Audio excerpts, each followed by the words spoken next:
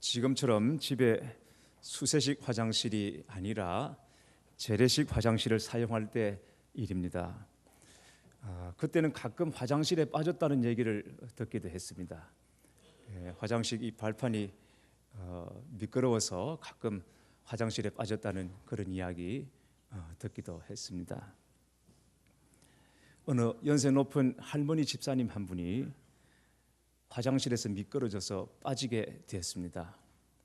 빠지는 그 순간 반사적으로 주여를 외치며 팔을 뻗었는데 다행히 양팔이 걸려서 빠지는 것을 면하게 됐습니다.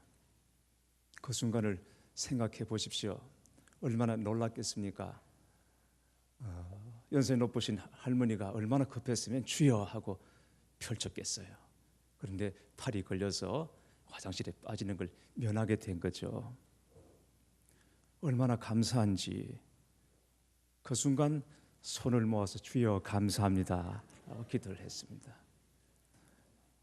집사님이 어떻게 되었을까요?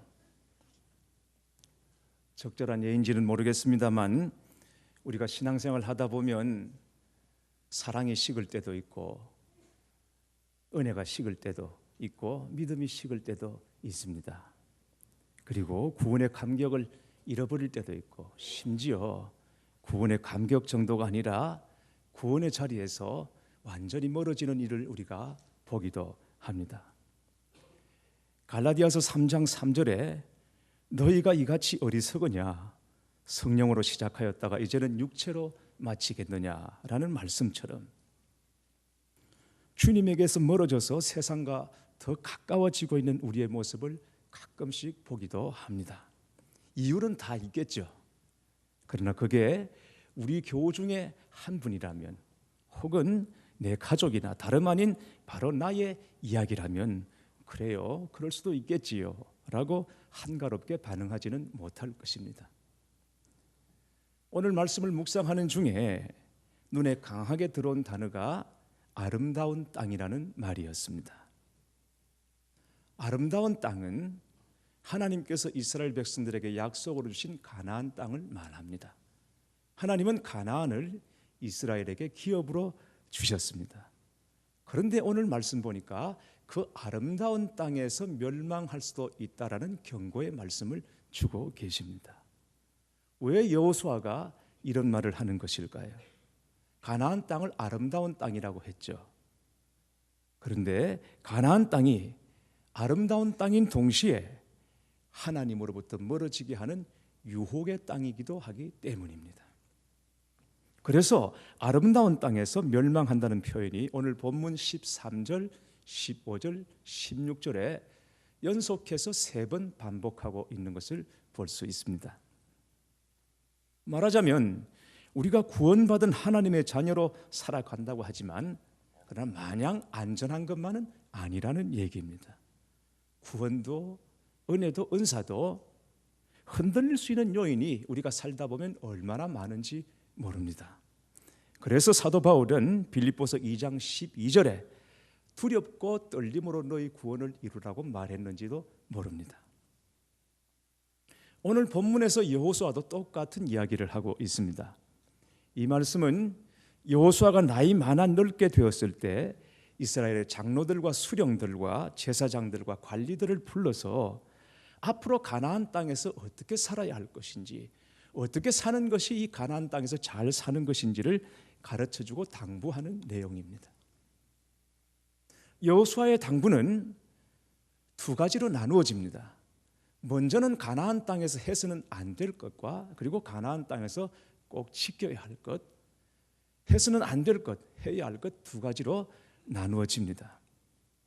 먼저 하지 말아야 할 것이 무엇입니까?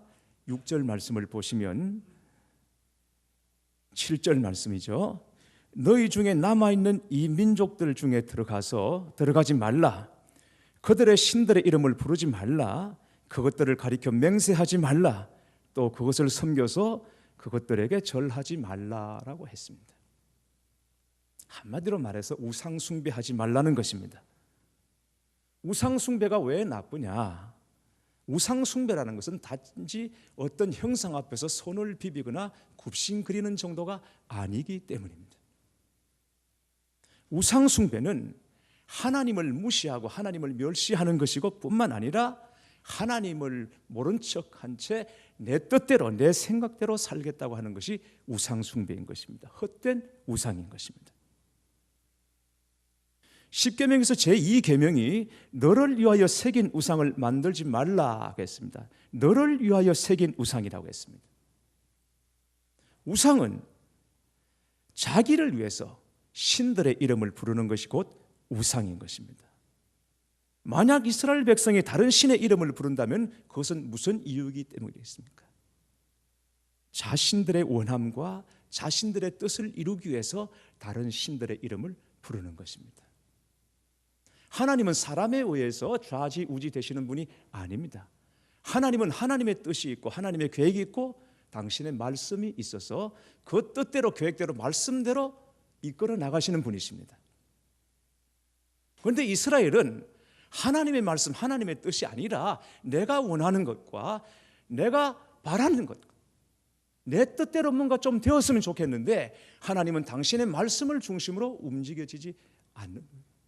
거기서 좌로나 우로나 치우치지 않는 분이 하나님이시더라는 것이죠. 그러니 하나님께는 자기들이 기대할 것을 구할 수 없겠다, 얻을 수 없겠다. 그래서 다른 신들의 이름을 부르게 되는 것입니다. 그러므로 이방 신의 이름을 부르지 말라는 것은 자신의 뜻을 위해서 신의 이름을 부르지 말고 너희를 위해서 싸우고 너희를 위해서 안식을 주신 하나님을 위해서 살아야 한다는 말씀인 것입니다. 그래서 하나님 말씀은 우상과 가까이 할 수 있는 여지까지도 다 없애버리라고, 두지 말라고 말씀하죠. 어떻게? 이방인들과 가까이 하지 말고 그들과 혼인하지 말고 왕래하지 말라는 것입니다. 이방인들과 통혼하고 그들과 왕래하기 시작하면 마침내 그들이 이스라엘에게 올무가 되고 가시가 되고 채찍이 되고 그리고 그들에게 함정이 되어서 마침내 하나님께서 허락하신 아름다운 땅에서 멸망하게 될지도 모른다는 얘기인 것입니다. 어떻게 보면 좀 심하다고 할 정도로 무서운 말씀이죠. 이 말씀을 오늘의 상황으로 보면 어떻습니까? 교회 다니지 않은 불신자들과는 가까이 하지 말라. 그들과 결혼하는 건 말도 안 된다. 그들과는 친하게 지내지도 말라. 이렇게 이해할 수도 있겠죠. 만약 불신자들과 가까이 지내고 그들과 결혼하면 하나님께서 멸절시키겠다는 말씀으로 들릴 수도 있습니다. 그러나 우리 현실은 어떻습니까? 믿는 사람이든 믿지 않은 사람이든 어쨌든 사람들과 가까이 하지 않을 수 없는 것이 우리의 현실이죠. 예배 마치고 집으로 돌아가시면 여러분 주변에는 믿는 사람들보다는 믿지 않은 사람들이 훨씬 더 많습니다. 내일 직장에 나가시면 대부분 믿지 않은 사람들과 어울려서 섞여서 함께 일을 해야 하는 것이 우리의 현실입니다. 결혼을 앞둔 청춘 남녀는 할 수만 있다면 같은 믿음을 가진 형제 자매와 만나서 결혼을 하고 싶겠지만 그러나 현실이 어디 그렇습니까? 그래서 나중에는 고르다 안 돼서 믿지 않는 형제 자매 만나서 결혼을 하고 내가 선교사로 간다 이런 심정 가지고 결혼하는 사람도 있죠. 그런데 오늘 말씀대로라면 그렇게 한다면 하나님께서 멸절시키겠다는 것인가? 이 말씀은 그런 뜻이 아니라 믿지 않은 사람들을 가까이 하지 말고 그들과 친하게 지내지도 말라 이런 뜻이 아니라 하나님 없이 사는 사람들 그 사람들의 사고방식과 같이 합류하지 말라는 것입니다. 하나님 없이 사는 사람들의 사고방식 그들의 생각과 같이 뜻을 하지는 말라는 것입니다. 우리가 함께 세상을 살아간다 할지라도 그러나 분명히 우리가 지켜야 할 선이 있고 우리가 넘지 말아야 할 선이 있는 것입니다. 그게 하나님의 말씀이고 하나님의 뜻입니다. 거기를 넘어가서는 안 된다는 것입니다. 이것도 좋고 저것도 좋고 그래서 같이 뜻을 모으고 같이 합류하고 믿는 것도 아니고 안 믿는 것도 아닌 이상한 식으로 살지는 말라는 얘기인 것입니다. 그게 가까이 하지 말라 또 통혼하지 말라 이런 말씀으로 나타나고 있는 거죠.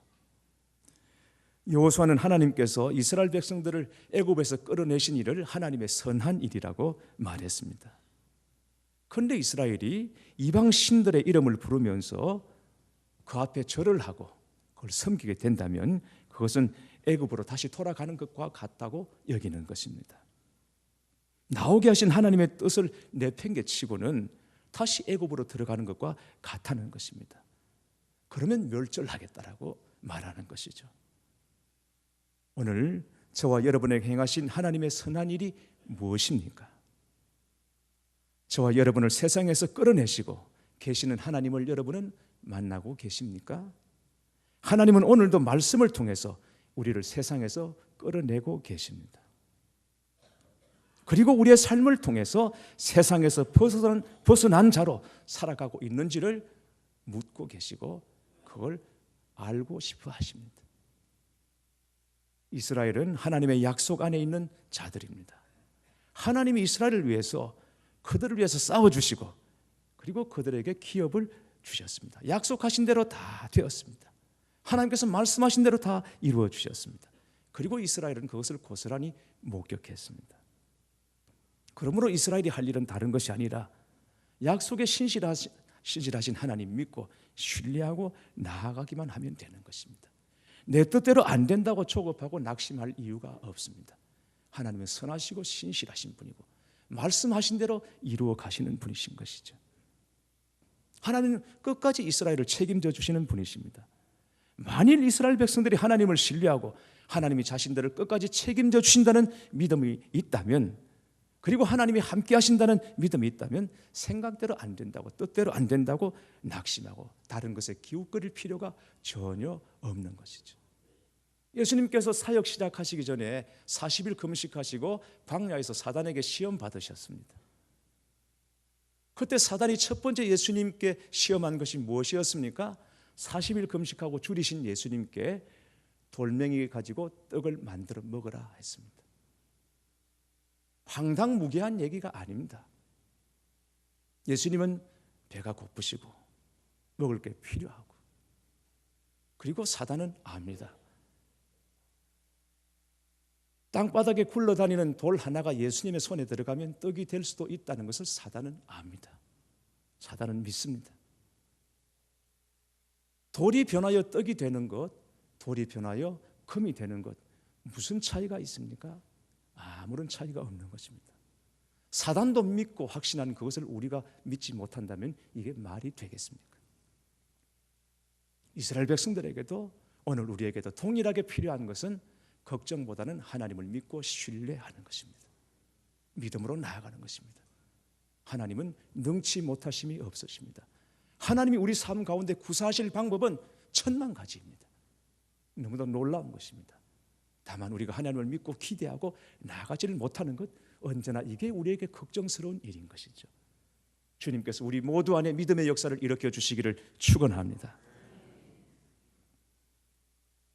지금까지 여호수아는 이스라엘 백성들에게 하지 말아야 할 것을 말했다면 이제 적극적으로 해야 할 것에 대해서 말합니다. 8절 말씀을 보시겠습니다. 오직 너희의 하나님 여호와께 가까이 하기를 오늘까지 행한 것 같이 하라 그랬습니다. 하나님을 가까이 하라고 말씀합니다. 가까이 하란 말을 개역 성경에서는 친근히 하다라는 말로 표현을 했습니다. 친근히 하다는 말은 달라붙다, 바짝 붙다라는 뜻입니다. 그 예로 룻기 1장 14절 말씀에 보면 룻이 시어머니 나오미를 붙쫓았다라는 표현이 나옵니다. 나오미가 고향 떠나서 애굽으로 모압으로 건너갔죠. 그런데 거기서 가지고 갔던 재산 다 잃었습니다. 남편도 세상 떠나고 두 아들도 비명 횡사했습니다. 완전 다 사라져 버렸죠. 그리고는 안 되겠다, 다시 돌아가자. 그래서 이방 땅 모압을 떠나서 베들레헴으로 돌아옵니다. 두 며느리 오르바와 룻이 있는데 오르바는 따라오다가 시어머니가 너는 그냥 가라 그랬더니 네, 그리고 돌아갔어요. 근데 룻은 끝까지 시어머니를 따라가는 겁니다. 어머니 가는 곳에 나도 가겠다. 나오미가 말하죠. 네가 나를 따라와서 무슨 소망이 있겠냐. 아직 네가 젊으니 돌아가서 새 출발해라. 모압으로 가라. 내가 이 나이에 자식을 낳아서 너에게 남편으로 주겠냐. 나는 망했거나 어쨌거나 내 고향으로 가지만 너는 가면 거기가 이방 땅이고 기다리는 것은 차가운 시선과 냉대뿐인데 왜 굳이 네가 나를 따라오려고 하냐. 친정으로 가서 새 출발하라고 간곡히 권면합니다. 눈물로 권면합니다. 그때 루시 시어머니 나오미에게 뭐라고 말하는가 하면 내게 어머니를 떠나며 어머니를 따르지 말고 돌아가라고 강권하지 마옵소서. 어머니가 가시는 곳에 나도 가고 어머니께서 머무시는 곳에서 나도 머물겠나이다. 어머니의 백성이 나의 백성이 되고 어머니의 하나님이 나의 하나님이 되시리니 어머니께서 죽으시는 곳에서 나도 죽어 거기 묻힐 것이라. 만일 내가 죽는 일 외에 어머니를 떠나면 여호와께서 내게 벌을 내리시고 더 내리시기를 원하나이다 했습니다. 시어머니 나오미의 눈물 어린 권면에도 불구하고 룻은 어머니 죽는 곳에 저도 죽고 어머니 하나님이 제 하나님이고 어머니 백성이 제 백성입니다. 그리고 따랐습니다. 붙쫓았다 그랬습니다. 이걸 친근히 하다라는 겁니다. 가까이 한다는 겁니다.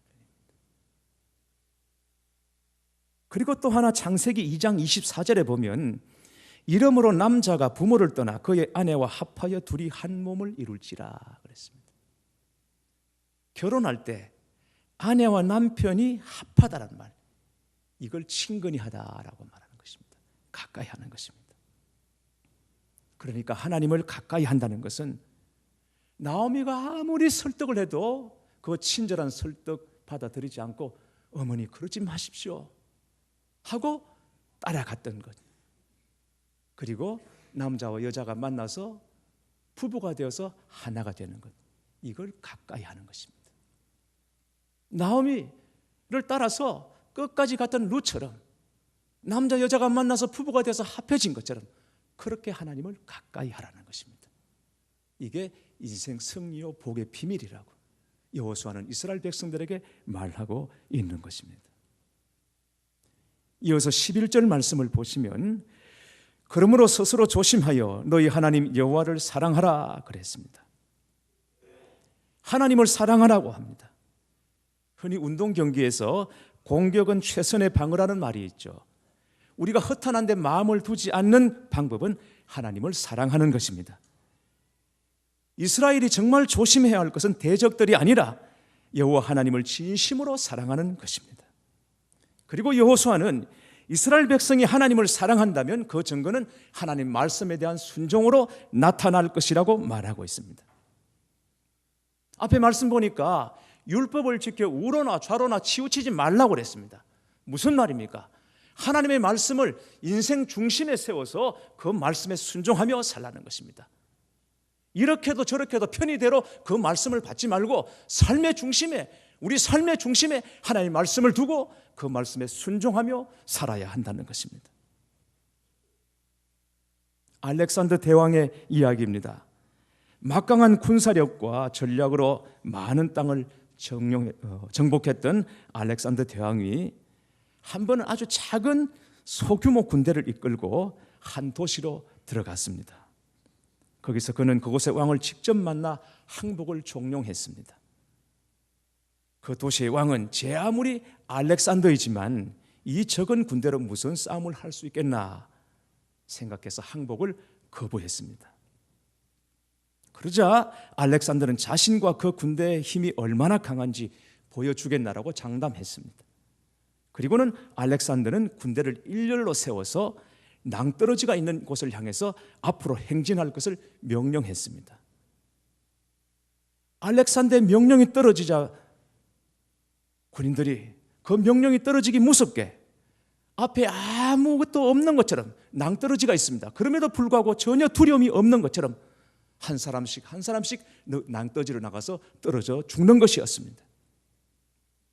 그 모습을 본 도시의 왕은 저렇게 죽음도 두려워하지 않고 지도자의 명령에 따르는 군사들에게 아무리 강한 요새도 큰 군대도 견디지 못하겠구나 깨닫고는 항복하고 말았다는 것입니다. 한낱 사람을 따르는 군대에게도 목숨을 건 담대한 순종이 있었던 것입니다. 그런데 하물며 전능하신 하나님을 믿는 우리에게 순종에 무슨 변명이 있겠으며, 믿고 순종했을 때 하나님이 행하실 일은 또 얼마나 놀라운 것이겠습니까? 그렇다고 해서 우리의 힘으로 하나님을 사랑하라, 더 사랑하라, 힘써 사랑하라, 하나님께 순종하라 하는 것이 아닙니다. 사랑도 순종도 우리는 할 수 없습니다. 하나님을 사랑하는 것도, 더더군다나 하나님 말씀에 순종하는 것도 우리 힘으로 되어지는 것이 아닙니다. 하나님을 사랑할 수 있고 하나님께 순종할 수 있는 것은 하나님의 사랑이 그 안에 있는 사람만이 할 수 있는 것입니다. 최근 주목받고 있는 CEO 중에 전 KTF 부사장을 지냈고 지금은 세라젬 헬스 앤 뷰티라는 회사를 대표하고 있는 조서환이라는 분이 있습니다. 그는 아이디어가 참 많은 사람입니다. 휴대전화 번호 이동 서비스와 샴푸와 린스를 하나로 합친 하나로 샴푸, 그리고 20세의 치아를 60세까지 80세까지 유지하라는 2080 치약, 휴대전화 서비스 쇼, 이런 여러 가지 히트 상품들을 만들어낸 사람입니다. 그러나 그의 출발은 순탄한 것이 아니었습니다. 23살 때 육군 소위로 임관했습니다. 그런데 군대에서 불의의 사고로 오른손을 잃고 말았습니다. 왼손 하나로 온갖 역경을 딛고 대한민국 최고의 마케터가 되기까지 그는 얼마나 많은 역경을 겪었겠으며 그의 삶은 얼마나 치열했겠습니까? 사고로 오른손을 잃을 때 이 뇌가 깡통이 찌그러지듯 오그라드는 아픔을 느꼈다고 했습니다. 너무 심한 고통에 그는 기절하고 말았습니다. 깨어나 보니 육군 통합병원이었습니다. 아픈 중에도 사귀고 있던 22살의 여자친구가 보고 싶었습니다. 망설이다가 전화를 했습니다. 여자친구가 왔어요. 그래도 나를 사랑해? 한쪽 손 잃고 누워있는 자신의 모습 보고 있는 그 자매에게 그래도 나를 사랑해? 라고 묻고 싶었지만 말이 입에서 떨어지지 않았습니다. 30분 넘게 머뭇거리다가 간신히 물었더니 고개를 2번 끄덕거렸습니다. 그것이 힘이 되었습니다. 여자친구는 아예 병원 옆으로 이사를 와서 병 간호를 해주었습니다. 손은 잃었지만 여자친구의 넘치는 사랑 때문에 오히려 더 행복했다고 말합니다. 그때 여자의 아버지가 나타나서 딸을 끌고 가려고 했습니다. 저항하는 딸에게 아버지는 말합니다. 아버지와 남자 중 하나를 선택하라고 강요했습니다. 그때 딸이 말합니다. 만약 아버지가 손을 잃었다면 엄마가 어떤 태도를 보이기 원하세요? 나는 이 남자의 전부를 사랑한 것이지 손을 사랑한 것이 아닙니다 라고 말했습니다. 조수환 씨는 이때부터 평생 이 여자만을 행복하게 하기 위해서 내가 살아야겠구나 라고 결심했다는 것입니다. 사랑이 사랑의 기적을 만들어낸 것입니다. 사랑하는 교회 여러분, 십자가가 기적입니다. 우리가 여전히 죄에 찌들어 살고 있을 때에도 아무런 조건 없이 우리를 사랑하신 그 사랑의 십자가, 그게 기적인 것입니다. 십자가는 우리를 향한 하나님의 완전한 사랑입니다. 그 사랑이 우리 안에서 또 다른 사랑의 기적을 만들어낼 줄 믿습니다. 지금마다 싫어하는 사람이 있다고 하죠. 의사가 제일 싫어하는 사람이 어떤 사람이겠습니까? 의사가 제일 싫어하는 사람, 알른이 죽겠다는 사람인 것입니다. 치과 의사가 제일 싫어하는 사람은 이 없으면 잇몸으로 산다라는 사람이죠. 산부인과 의사가 제일 싫어하는 사람은 어떤 사람일까요? 산부인과 의사, 무자식이 상팔자라고 외치고 다니는 사람들 아주 싫어합니다. 그러면 한의사가 제일 싫어하는 사람은 어떤 사람일까요? 바비 보약이라고 말하는 사람. 변호사가 제일 싫어하는 사람은 법 없이도 살 사람이죠.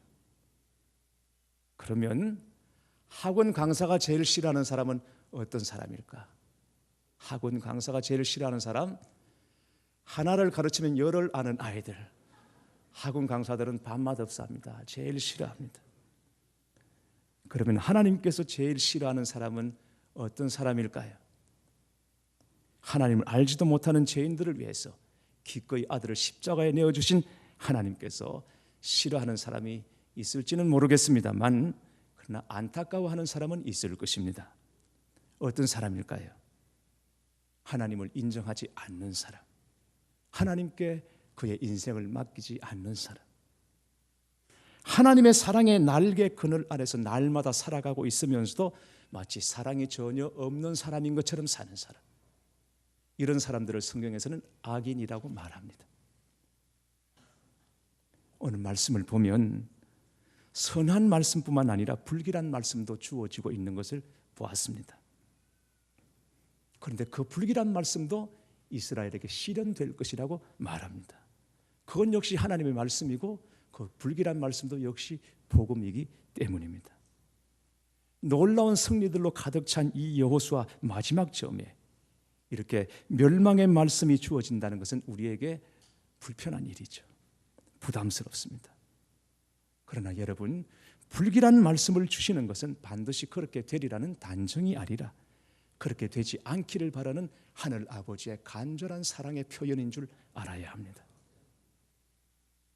이 불길한 말씀, 듣기 불편한 이 말씀을 우리에게 주시는 것은 우리 삶 속에서 그 불길한 말씀이 이루어지지 않기를 바라는 저와 여러분을 지극히 사랑하시는 하늘 아버지의 간절한 사랑의 표현인 것이죠. 아름다운 땅에서 아름다운 것을 지키고 아름다운 것을 누리며 살기를 바라시는 우리 아버지 하나님의 간절한 사랑의 표현인 것입니다.